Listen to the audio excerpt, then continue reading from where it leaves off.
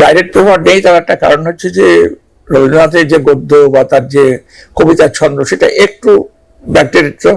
আচ্ছা, এই যে রবীন্দ্রনাথের কবিতা আমার কানের ভেতরে ঢুকছিল, তার ম্যাজিকটা আমাকে আচ্ছন্ন করে ফেলতো।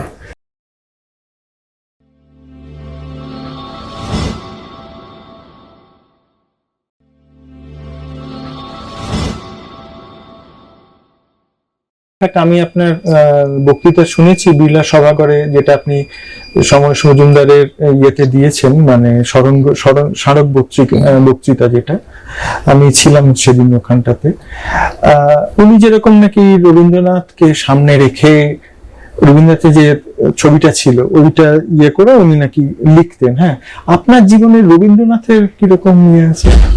রবীন্দ্রনাথের প্রভাব তো আমাদের সকলের উপরেই আছে, সে তো বটে, উনি তো সর্বব্যাপী একটা প্রভাব বিস্তার করেই আছে। তবে এটা ঠিকই যে রবীন্দ্রনাথের ডাইরেক্ট প্রভাব আমাদের উপর নেই।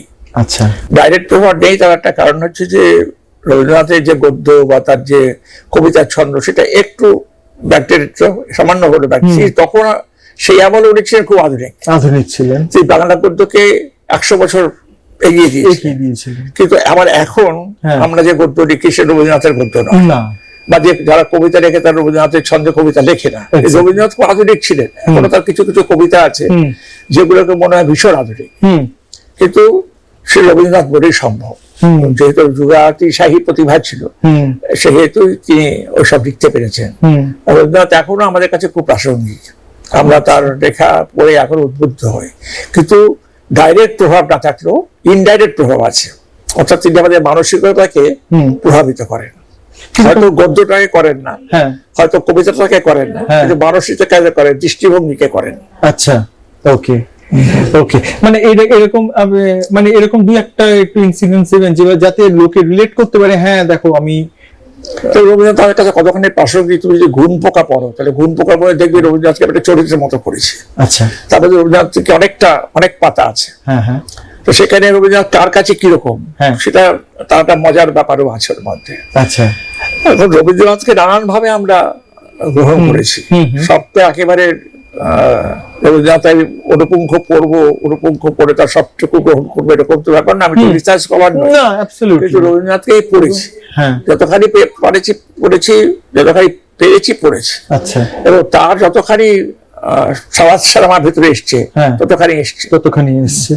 এবং আমার ছেলেবেলা, ধরো আমার সাহিত্যে আসার একটা প্রধান কারণ হচ্ছে আমি যখন খুব ছোট ছিলাম, 4-5 বছর বয়স, তখন আমি খুব দুষ্ট ছিলাম বলে আমার মা কি করতেন, আমাকে নিয়ে দুপুরবেলা মাদুর পেতে শুতেন, মেঝেতে শুয়ে। দুষ্টু ছিলাম তো, চঞ্চল ছিলাম, তখন আমাকে মা রবীন্দ্রনাথের কবিতা পড়ে শোনাতেন।